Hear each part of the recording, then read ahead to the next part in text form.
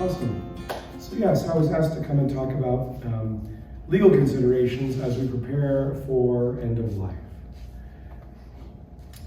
Let's see, this thing will work. There we go. Okay, so quick bio on me. My name is Joe Earnest. You may have seen me around. I'm a parishioner here at Holy Spirit. My wife is actually the principal at the Holy Spirit Catholic School here next door.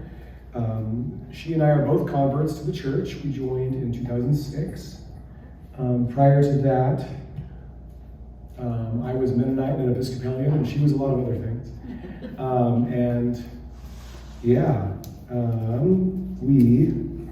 I actually almost became an Episcopal priest, but instead became Catholic. So here you go. We have 7 kids, and they range from kindergarten to almost graduating. I'm an attorney. I currently work at Disability Rights Idaho here in Pocatello. I previously worked with Idaho Legal Aid Services at Idaho Falls, had my own practice up there for a while, took a break from law for a while because you need to do that. And I'm currently volunteering as the director for our CIA, although we call it that, but really I'm not the director so much as I organize everybody, because Scott kind of still... It's all on you next year. I know, next year it's all on me. I'll share my contact info at the end. So, okay. All right, so let's do a quick overview here. So there are many pieces when we talk about end-of-life planning, and particularly from a legal perspective. So, healthcare. As we are getting older, we have to make healthcare decisions for ourselves, and sometimes we can't make those decisions. We have to decide who's going to make those or help us make those decisions. Our property. What's going to happen to our property after we die? Our expenses. How are we going to handle our expenses? In our twilight years, do we have enough money to cover all of our expenses? Isn't medical care really expensive too? Especially if you have to go to like a nursing home or something? All good questions. Finances. A little different from expenses in that how are they being managed as we continue on and nearing the end of our life. Not necessarily with the expenses that come along with end of life, more on how are all of our assets being managed.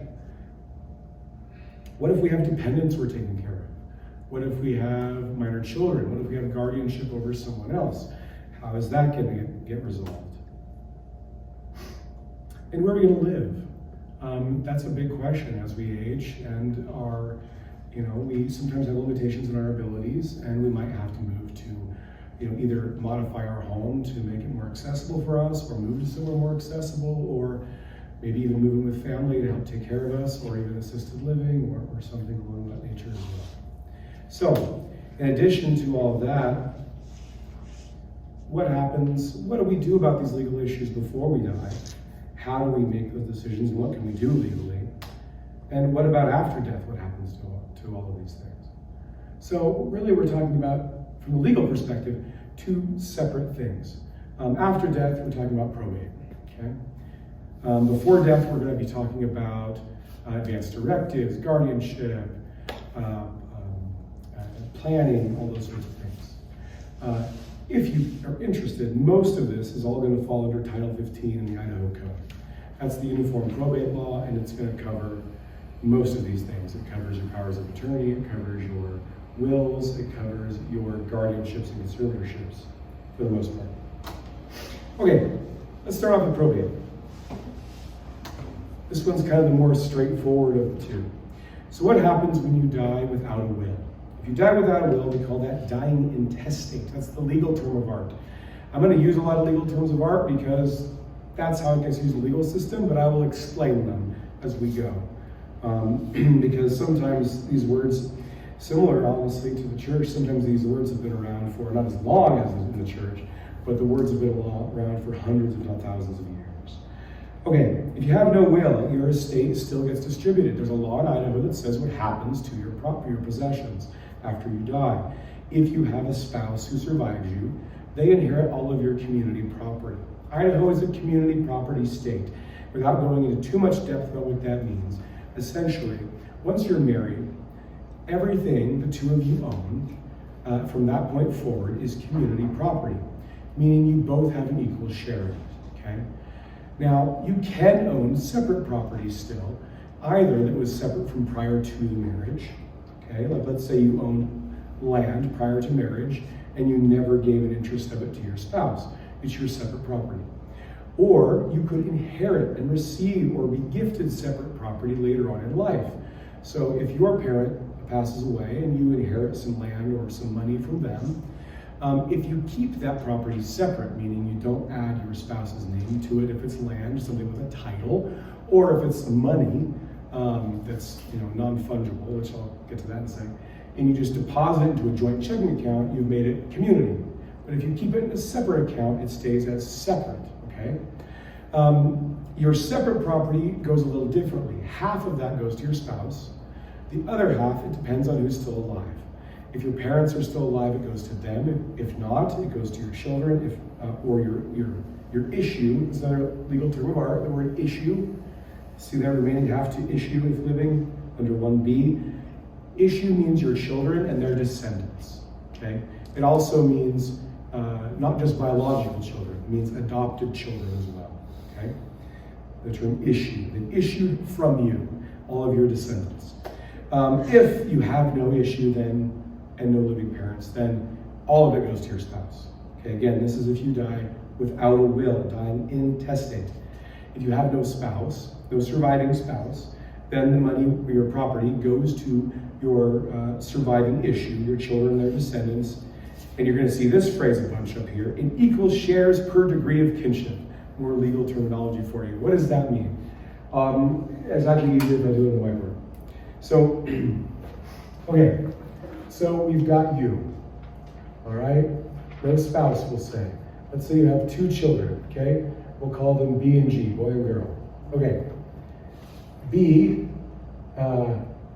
has 2 children as well, okay? And their names are, very creatively, B1 and B2.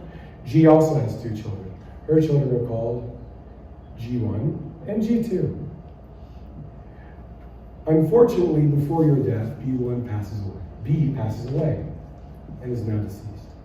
Okay.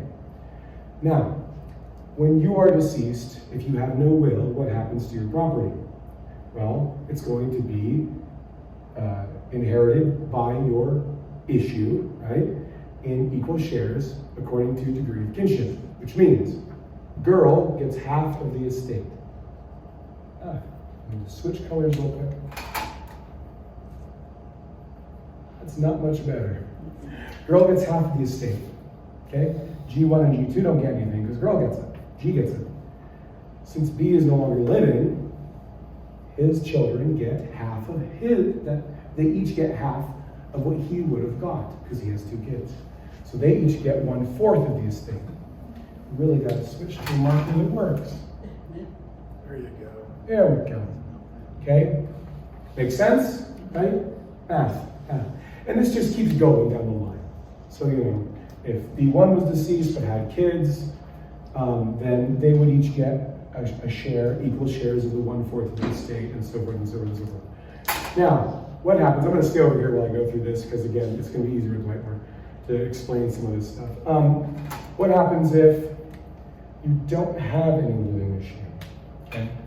Either you never had children or your children are deceased and they have no children, or they're deceased, okay? What's going to happen is Idaho law is going to go, instead of going down the chain like we've been doing, we're going to go up a step, okay? So we're going to go up to your parents. And we will call them, very creatively, once again, P1 and P2. Okay, parent 1 and parent 2. And I'm killing markers left and right.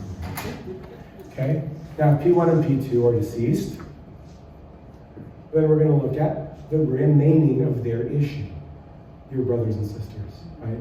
Okay, so if you've got, brother 1, brother 2, okay, now we go to them. So they would each get a half. Oh, deceased, but has 3 kids, 1, 2, and 3, right? So 1/2 goes here, 1/3 here, 1/3 here, 1/3 here. Well, no, not 1/3. 1/3 of 1/2. Okay, see, this is why I did. This is why I'm not an accountant. He has 2 kids, 1/4, 1/4. There you go. Make it easier. Yeah. I hire him to do that for me. Okay.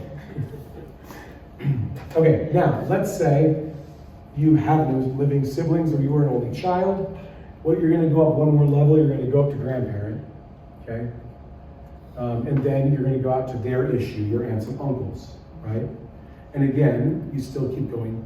You go up to that level, but you also keep going down, which means if you have no living aunts and uncles, but you have living cousins, first cousins, then they would receive, or their kids, and so forth down the line. If, however, you have no one related to you within those degrees of kinship, meaning they are issue of your grandparents or closer related, then at that point, Idaho law says your estate will escheat to the state. The estate escheats to the state, which is a wonderful phrase that's very confusing. But what it basically means is the state calls dibs. Anything that's remaining goes to the state of Idaho, would take whatever's left, okay? Why can they do that? Why do they have the authority to do it? Well, they have given you permission to pass on your possessions to your descendants as it is. The only reason you can do that legally in the state of Idaho is a law that says you can. Now, that law has a long history going all the way back to the British Empire, and isn't likely to go away or anything. But that's why they have the authority to do it, because they've granted you the authority to give it away in the first place. Okay? All right. Clear as mud? Okay, awesome. Let's talk about last will and testament. As I go through this, I'm also going to, like I said, there's some definite legal terms of art, some terminology that hasn't changed in a very long time. There's also some terminology that we have tried to update over the years to make it more clear as to what it really means. Also to make it more neutral, so you don't have to have multiple words for the same thing all the time, okay? For example, you'll rarely see testament anymore on these documents. It usually just says will, but we'll still, sometimes we still see last will and testament. Okay. What does a will do? Well, like we said, it allows you to decide how to pass on your possessions to, what's going to happen to your possessions after you die. Okay. In addition to that, it's going to do a few other things. Let's go through them all. So the first thing you need to do in a will is you're going to choose a personal representative. The old word for that is executor, or executrix, if it's a female person. So now, though, the law uses personal representative. Okay? Personal representative is responsible for administrating your estate after you die. They're also responsible for, starting the probate process, all those sorts of things. Okay? If for some reason you don't have a personal representative appointed in your will, the way that typically happens is you appoint someone, but they are deceased before you and you don't change your will. Okay? Your will doesn't fail for that reason. Okay? Your will is still valid. It's just that someone else is going to have to ask the court to appoint them to be personal representative instead. Okay? But normally you're going to choose someone, and typically you'll choose a few people. You'll choose one person, and then if they're not able to do it because they're either unavailable, don't want to do it, or deceased, then you go to the next person. You can go down the line. You can also have co-personal representatives and say, okay, the two of you have to work together to divide everything. Okay? I would say if you're going to do something like that, it's a good idea to have a rule in there for how to break a tie. Because let me tell you, I've done probate cases, and nothing brings out fighting among siblings like mom and dad's money. It's sad, but true. Okay? People will get along for a long time and overlook a lot of things. But once the parents are gone, sometimes, unfortunately, that is not the case. So it's a good idea to have a tiebreaker in there, or appoint 3 people, that sort of thing. Okay, you can choose what happens to your property after you die. So, types of property, okay? So now you're getting all sorts of great, first-year law school stuff here. So, what are the types of property you can dispose of in a will? Real property. When we say the phrase real property in law, that means land, okay? So it's got an address usually. So land, homes, if you have a rental property, if you have a vacation property, if you own resource rights in something, like you own oil rights to a certain piece of land, that kind of thing, that's all considered real property. Technically speaking, even if you own an interest in a timeshare, that could be real property depending upon how the agreement is written. tangible property, things you can touch, right? Vehicles, furniture, this laptop, although my work owns this. Animals, right? Pets are considered personal property. Anything you can touch. Intangible property is things you can't touch. So these are intellectual properties, right? Patents, copyrights, ideas, that kind of thing. And then non-fungible property. Non-fungible property is when we talk about money, okay? The word fungible, what that really means is that something is fungible when it is unique, okay? So for example, the Mona Lisa is fungible. It can be replaced, right? I can print a copy of the Mona Lisa, but it's not the same thing as the Mona Lisa, right? Okay? Non-fungible property can be interchanged. It's just, one is just as good as the other, right? So like for example, if I give you $5 and Deacon Scott gives you $5 and you put those $5 in your bank account, you now have $10, and I say, I want my $5 back. And you say, fine, whatever, you're being a jerk, but here it is. And I get it and I say, no, I want my $5 back. This is Deacon Scott's $5. Well, how do I know, right? It's all the same $5, right? $5 is $5. Plus you put it in a bank account, so now who knows, right? Okay. So non-fungible, okay? It's interchangeable, one is just as good as another. Okay. Bequests. So what we're doing in a will is we're making bequests. These are gifts we're making after we have died, okay? Bequests can be general or specific. For example, you can say, I bequeath, I give to my spouse everything I own, okay? Or, all of my, I don't know, I'm trying to think of another example, but we'll just say, like everything, okay? And if she dies before me, then I'm going to give it to my kids in equal shares, or however you want to do it, okay? You can also do specific requests. So like, I'm going to say, okay, I'm going to give this guitar to my nephew Jimmy, who likes to play guitar. I'm going to give my car to, so-and-so, if he needs a car. If he doesn't need a car, then it can go to this other person, et cetera, et cetera, et cetera.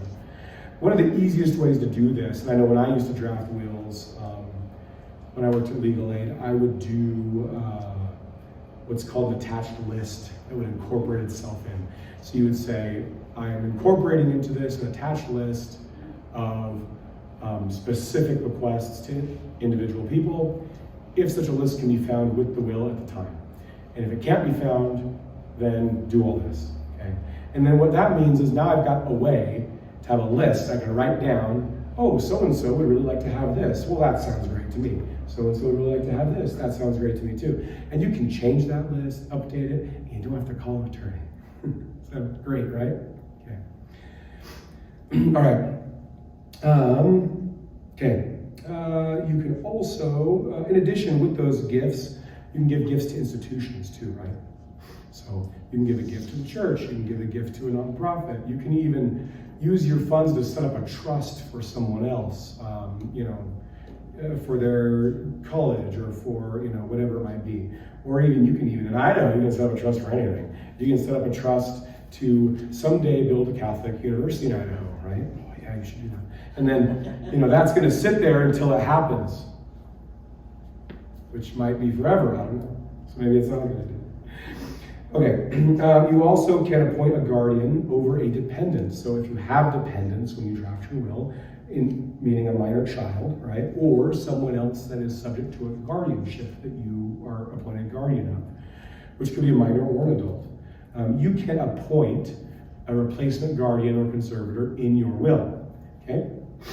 And lastly, you can also include your burial wishes in your will. Some people like to do that as well. I will say, including your burial wishes in your will is nice for the individuals so they know what to do. But honestly, you're way better off just setting that all up ahead of time. Work with a funeral home director, set it all up, prepay it and everything, because it's very stressful to make those arrangements.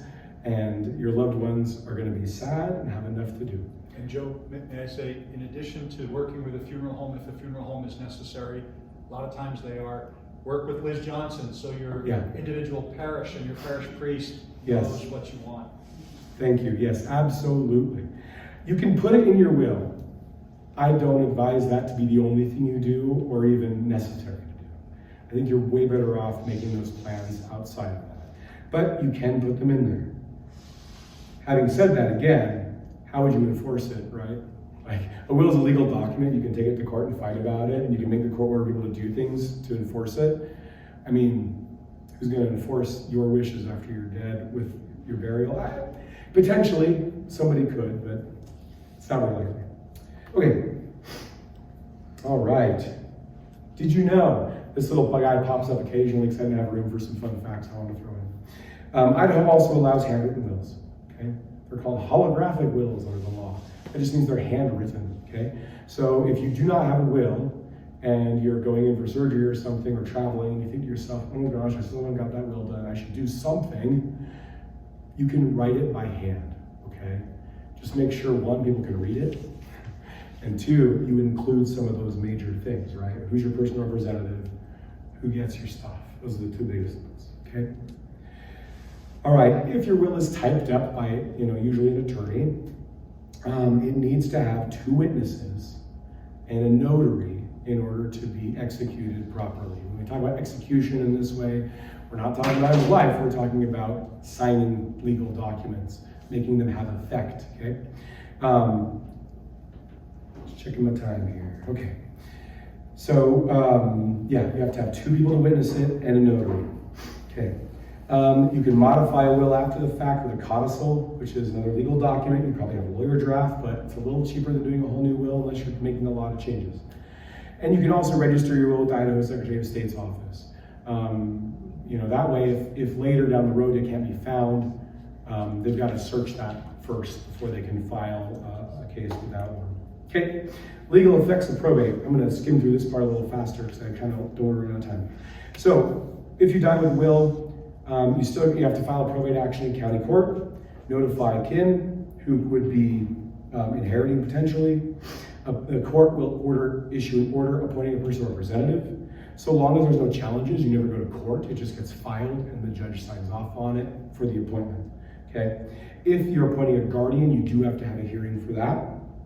Okay, all right. And like I said, the burial wishes inform the personal representative, but they don't do much more than that. Okay, dying intestate, you still file an action with the court to appoint a personal representative. You also have to do notification of kin in that case as well. The court makes the appointment, and then if there's no challenges, they can distribute property as well. Small estates. If your estate is worth less than $100,000, and it doesn't contain any real property, meaning land, and there's no need to appoint a personal representative, and usually you don't have a will, okay? So if that happens, and you're left holding the bag afterwards, you can do what's called a small estate affidavit to get the funds so you can distribute them. It's a 1 or 2 page document you can get, and essentially you can use that to transfer title on a car, access bank accounts, that kind of thing. Okay. All right, alternatives to probate. Trusts. Are you familiar at all with the concept of what a trust is? Okay. So trusts. Essentially, imagine a triangle, okay? You've got, I can use the whiteboard, but this will be faster. All right, you've got the grantor, that's the person who creates the trust. You have the beneficiary, that's the person who gets the benefits of the trust, okay? What makes it a trust, though, is the property. A trust always has to contain some property, at least $1. That property is going to go and be held by the trustee, okay? The trustee has authority over the property, and then they manage that property for the benefit of the beneficiary, okay? That's what makes it a trust. Typically speaking, the grantor and the beneficiary, they can be the same person, okay? The grantor and the trustee can also be the same person. However, usually the trustee and the beneficiary are not the same person. That's what makes it a trust, okay? Now, having said that, there is one type of trust in which the same person or people are grantor, beneficiary, and trustee. Down here at the bottom. It's called a living trust. So a living trust varies a bit from a regular trust in that you're making it for yourself, sort of, okay? So if I made a living trust, I would say, Carrie Ann and I are the grantors and the beneficiaries, as well as our kids are also beneficiaries, And we're also the trustees in the event that we die. This person's the new trustee. Their authority and powers are to liquidate the trust and distribute it out to the remaining beneficiaries. Okay. What does that mean? Well, essentially what I've done is I've made a will that sidesteps probate. I don't have to file a probate action. Instead, we can just execute the trust and it works that way instead. There's disadvantages of doing it this way, meaning all your property is not owned by you, it's in a trust technically speaking, even though because you're the trustee and the beneficiary, legal proceedings can still pierce that veil and still get to your property because you still technically own it. But legal mumbo jumbo. The biggest issue is your name's not on any of the documents, the name of the trust is. And that can cause some problems depending upon your situations down the road. Talk to an attorney. Okay. Other options to avoid alternative to probate. Again, a lot of this depends upon what you have, like what your assets are, whether you need to go to probate or not. You can do some other things. One, joint accounts, right? Especially if you're terminally ill, have a joint account with your spouse or your spouse is still living, because most of my probate cases have always been someone comes in, my spouse has died, they had control of all the accounts, I have to pay the bills, what do I do? Well, we have to file to have you appointed as person representative of the estate because your power of attorney is no good because they're deceased. Okay, accounts that pay out upon death. Life estates, a life estate is an interest you own in real property until you die. So for example, if you wanted to give your property away before your death, one thing you could do with land is you could say, I want to give this property to, like let's say you have some people come and move in with you, they'll take care of you. You could actually bequeath the property to them at any time if you wanted to. The problem with doing that is you will no longer have a legal right to it. And hopefully your family is loving and going to take care of you forever and it's all going to go great. But I'm a lawyer, so my job is to look for all the things that are going to go wrong and just assume that everyone's bad. So what a life estate does is it says, I have it, my interest in this property does not end until I die. Your interest does not begin until I die. Okay, and that way you still control the property until your death. Okay, distributing gifts before death, contracts or agreements to reimburse out of the estate for services rendered. A lot of times people really want to really help out those people who've helped them the most, especially when they need the most help. And depending on how your will's written, or if you have a will, or how vindictive siblings are, it doesn't always go that way. So these contracts and agreements can help make sure it goes that way. Plus, well, we don't have time to talk about Medicaid planning, but if there's a possibility you may have to go on to Medicaid for long-term care, there are additional things you need to do in order to make sure that you can protect your assets and give your gifts out the way you want to. Again, talk to an attorney. Okay, that's kind of be the tagline of this whole thing anyway. Making declarations of beneficiary on investments or life insurance policies. That's another way to do it, right?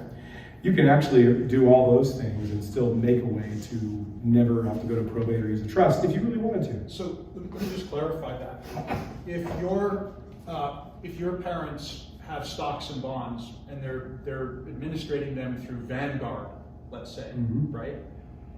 Vanguard asks, upon your death, who do you want your stocks and bonds to go to? So you name your children. If you do that, that's outside of probate. You don't have to worry. It's already, the state of Idaho can't touch the fact that Vanguard is going to send those assets or put your children in control of those assets. Exactly. So by naming a beneficiary on the mechanism that you have, like a mutual fund or what have you, that's not stuff that's subject to probate. Exactly. Annuities, mutual funds, investments, 401k, all the retirement accounts, all those things have an ability for you to list a beneficiary, which you should do. And all of that then sidesteps this whole process, which is also great because while the estate can pay for the expenses of probate and funeral and all those sort of things, it takes time to access all of it, right? You have to get somebody appointed first, and then it all takes time. So doing this speeds things up a little bit and can actually get some of those funds available.